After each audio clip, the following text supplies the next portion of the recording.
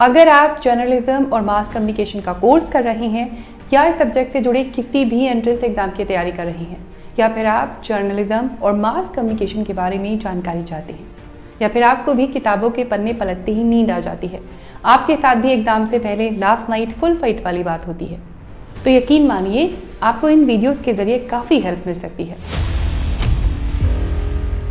Hi everyone, hello to all who are watching our videos. देखिए, जो लोग journalism और मास कम्युनिकेशन की पढ़ाई कर रहे हैं या ये कोर्स कर चुके हैं, वो जानते होंगे कि मास कम्युनिकेशन और जर्नलिज्म के कोर्स में दो टॉपिक बेहद इंपॉर्टेंट है, कम्युनिकेशन मॉडल्स और कम्युनिकेशन थ्योरीज। और जो नहीं जानते उन्हें हम बता देते हैं। अक्सर स्टूडेंट कम्युनिकेशन मॉडल्स और कम्युनिकेशन थ्योरीज को लेकर कंफ्यूज हो जाते हैं। कई बार एग्जाम में क्वेश्चन को थोड़ा ट्रिकी करने के लिए थ्योरीज और मॉडल्स को मिक्स कर दिया जाता है। कई रिनाउंड राइटर्स ऐसे हैं जिन्होंने थ्योरीज और मॉडल्स दोनों पर काम किया है, और जब उनसे जुड़ा कोई क्वेश्चन एग्जाम में आता है तो यहाँ हो जाती है कंफ्यूजन। लेकिन इस वीडियो के बाद अब आपको ये कंफ्यूजन नहीं होगी। सबसे पहले समझते हैं मॉडल्स और थ्योरीज के बीच डिफरेंस क्या है। A model can be understand as a representation of something. On the other hand, a theory is a set of ideas that provide us an explanation to something. चलिए समझ को और साफ करते हैं। मॉडल्स और थ्योरीज दोनों के बीच बहुत ही ब्लर्ड सा डिफरेंस है, बहुत ही छोटा सा डिफरेंस है। मॉडल्स बेसिकली कम्युनिकेशन के प्रोसेस को समझने के लिए एक ग्राफिकल रिप्रेजेंटेशन है, यानी मॉडल्स में ग्राफिक्स के जरिए कम्युनिकेशन के प्रोसेस को समझाया जाता है।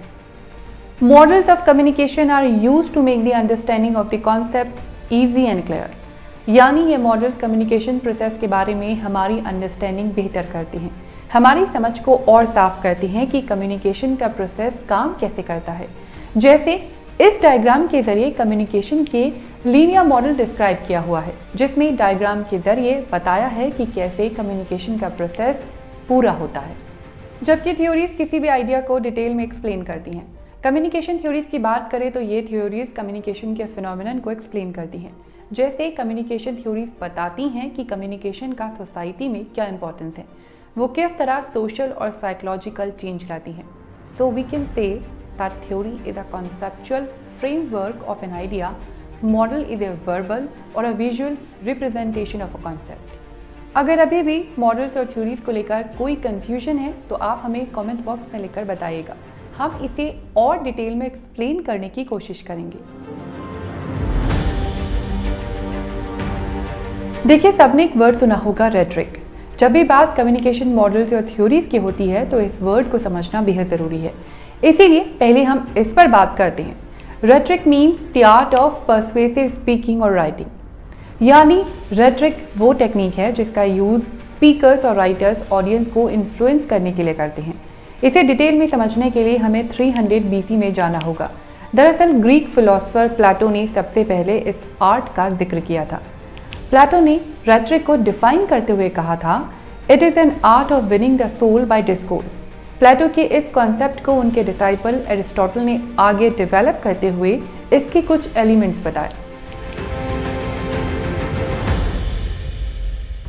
पहला एलिमेंट है ethos. It means the credibility of the speaker. Speaker की क्रेडिबिलिटी उसके जरिए दिए जाने वाले मैसेज में ऑडियंस का यकीन और बढ़ा देती है, यानी इथोस का मतलब स्पीकर पर ऑडियंस का भरोसा है।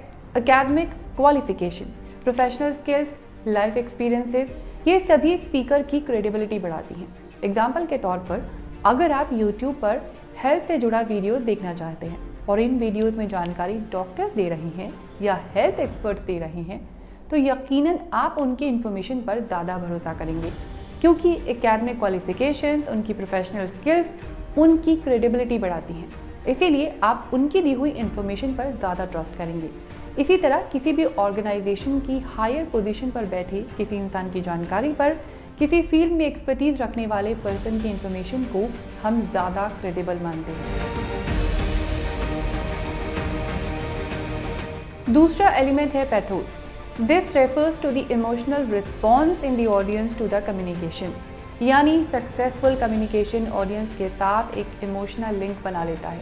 एग्जाम्पल के तौर पर, कई एड्स देखे होंगे आपने कि अगर आपका बच्चा बीमार है तो आप समझ सकते हैं कि बच्चे की बीमार होने से पेरेंट्स पर क्या असर पड़ता है। ये बच्चा बीमार है, इसके इलाज में आप डोनेशन के ज़रिए इसके पेरेंट्स की हेल्प कर सकते हैं। ये एक तरह से इमोशनल लिंक क्रिएट करने का तरीका है ताकि उस बच्चे के माँ बाप की परेशानी को समझा जा सके। इसके अलावा आपने ऐसे कई होम अप्लायंसेस के एडवर्टाइजमेंट्स देखे होंगे जिसमें प्रोडक्ट को इमोशनली कनेक्ट कर दिया जाता है, जैसे किसी भी पर्टिकुलर ब्रांड के रेफ्रिजरेटर के बिना आपकी पार्टी अधूरी है, या फिर किसी पर्टिकुलर ब्रांड की घड़ी पहनने वाले लोग हमेशा आगे रहते हैं। ये कम्युनिकेशन का तरीका है जिसमें मैसेज के साथ ऑडियंस को इमोशनली जोड़ा जाता है, इसीलिए ये रेटरिक का एक इम्पॉर्टेंट एलिमेंट है। तो अब तक बात की है रेटरिक के बारे में। Rhetoric comes from the Greek language means speaker and it is used for the art of persuasive speaking or writing. और हमने इसके दो एलिमेंट्स के बारे में जाना, ethos that means credibility of the speaker and pathos emotional connection with the audience. इसके बाकी एलिमेंट्स के बारे में हम बात करेंगे नेक्स्ट वीडियो में।